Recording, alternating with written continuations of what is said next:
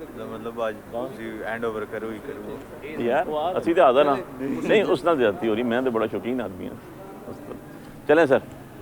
आज के केस के हवाले से बताइए। जी औज़ बिल्लाहि मिनश शैतानिर रजीम बिस्मिल्लाहिर्रहमानिर्रहीम। जी आज हमारे दो कंटेम्प्ट पिटीशंस पेंडिंग थी जी। एक कंटेम्प्ट पिटीशन अली एजाज भुट्टर साहब की तरफ से पेंडिंग थी सरदार एजाज इसाक साहब के पास, जस्टिस सरदार एजाज इसाक साहब के पास। दूसरी जो है वो उमर अयूब साहब की तरफ से पेंडिंग थी।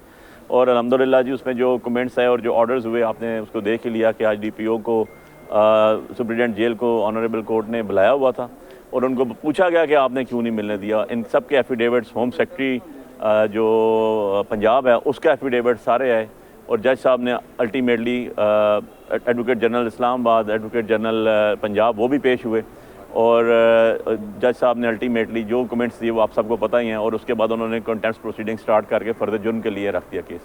जब फर्दर जुर्म की बात आ गई कि नेक्स्ट फ्राइडे को फर्दर जुर्म होगा तो उसके बाद एज़ यूजुअल माफियाँ तलाफियाँ स्टार्ट हो गई और जज साहब ने कहा जी कि ये कोर्ट ऑर्डर है, ये मेरी ज़ात की बात नहीं है, ये एक इंस्टीट्यूशन की बात है।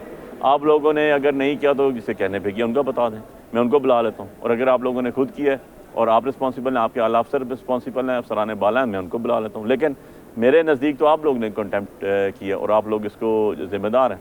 सो जज साहब ने जी कंटेम्प्ट प्रोसीडिंग स्टार्ट करने के लिए फ्राइडे को रख दिया। इसके बाद दोबारा तीसरी दफ़ा जो है वो माफ़ी मांगी गई अदालत से, अनकंडीशनल माफ़ी मांगी गई, एफिडेविट्स एग्जीक्यूट किए गए और एफिडेविट्स के बाद उन्होंने कहा जी कि हम आज के बाद दोबारा इस तरह की कभी गलती गुस्ताखी अदालत के हुक्म की नाफरमानी नहीं करेंगे।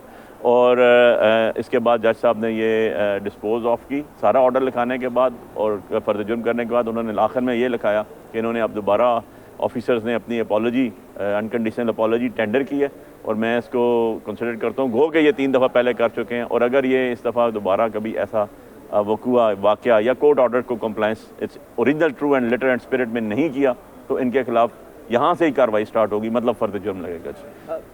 बुखारी साहब ये बताएं कि अगर हुकूमत की तरफ से कभी तौहीन अदालत हो जाती है या उनकी कोई अदालती अहकामात पर अमल दरामद नहीं किया जाता तो PTI बशमूल आपके या जो मेरे और दोस्त खड़े आसिम बेग साहब, एजाज भुट्टर साहब खड़े हैं, तौहीन अदालत की दरख्वास्त आ जाती है। अब एक और मामला है इस्लामाबाद में एहतजाज के हवाले से और उस पर इस्लामाबाद हाई कोर्ट की कुछ डायरेक्शन आ गई है, आपने वो तहरीरी हुक्मनामा पढ़ा होगा।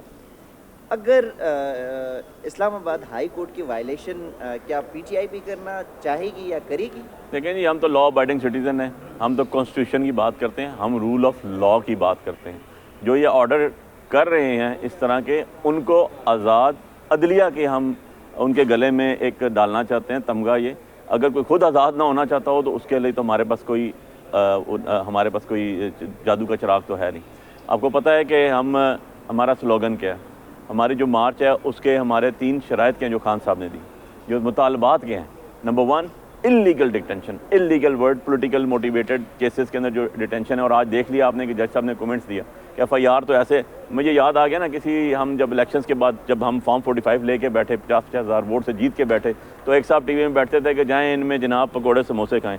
अब वो पकौड़े समोसे तो इस तरह लग रहा है जैसे हमें FIR के अंदर डाल डाल के लोगों को दे रहे हैं। आपने एक स्टेट का जो एलिमेंट होता है वही ख़त्म कर दिया।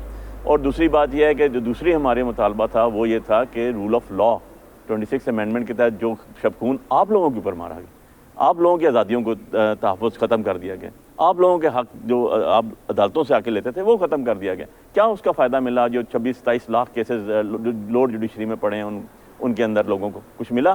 क्या फ़ायदा मिला? हाई कोर्ट में जो केसेस पड़े हैं उनको फ़ायदा मिला तो उनको मिला जो फॉर्म 47 के तहत बैठे हुए हैं, उसके अलावा किसी और बंदा मुस्तफ़ीद नहीं हुआ। तो पर्सन स्पेसिफिक लॉज बनाए गए। हम कहते हैं रूल ऑफ लॉ आपके लिए, मेरे लिए, अपोजिशन के लिए, हुकूमत के लिए, आम रेडी वाले के लिए, किसी बिजनेसमैन के लिए एक लॉ, ये उसका कॉन्सेप्ट है। एंड नंबर 3 जो मैंडेट चोरी किया गया, आज 6 महीने में सारे ट्राइब्यूनल्स ने फैसले करने थे और उनका जो इतने भी केसेस थे वो अपने मंतकी अंजाम को पहुँचने थे। यही बात की थी ना तारक जहांगीरी साहब ने इस्लामाबाद के केसेस में। कहाँ है वो केसेस? आप ही बता दें मुझे, रोज़ आते हैं। क्या यहाँ पर किसी का अगर कह देते हैं कि यार लोगों का मैंडेट है, जो गवर्नमेंट होती है for the people, of the people और बाय द पीपल होती है, मुझे सिर्फ ये बता दें कि वो जो लोगों का मैंडेट है, जो फॉर्म 45 लेके आपके सामने जीत के बैठे हुए, सारे बाहर बैठे हुए चोर चक्के झूठे और जो तासबी लोग हैं वो अंदर बैठे हुए हैं असेंबलीज के अंदर, वो कानून साजी कर रहे हैं जिनको अवाम ने रिजेक्ट किया, जो चौथे नंबर पर आए हुए हैं। तो उनका किसने फैसला करना है? मैं तो हमेशा कहता हूँ ना यार भाई कि ये तो वो जिन्होंने फॉर्म 47 का फैसला करना था فارم 47 والوں نے 26ویں امینڈمنٹ کر کے انہیں کا فیصلہ کر دیا. سو یہ ایک سمپل عام ٹرمینالوجی میں عام لوگوں کو سمجھانے کے لیے بات ہے. 6 مہینے میں ڈسپوز آف ہونے سے کدھر ہے وہ؟ اب یہ آپ بتا دیں, آپ روز یہاں پر کور کرتے ہیں, کیا ہو رہا ہے اس کے اندر, کیا پروسیڈنگ ہے؟ نتھنگ. سو بات یہ ہے کہ جو آپ نے بات کی, ہماری احتجاج کی کال تھی, جو اسلام آباد میں ایکٹ بنایا گیا, کیا وہ پرسن اسپیسیفک نہیں تھا؟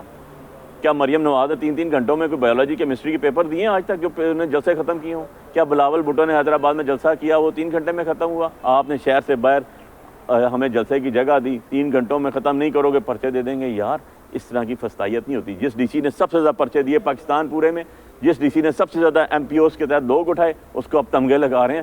یہ کوئی جنگ نہیں لڑ رہے اپنے ملک میں, اپنے لوگوں کے ساتھ جنگ نہیں لڑی جاتی, اپنے لوگوں کی پروٹیکشن کی جاتی ہے, تب اسٹیٹ جو ہے وہ قائم ہوتی ہے. PTI نے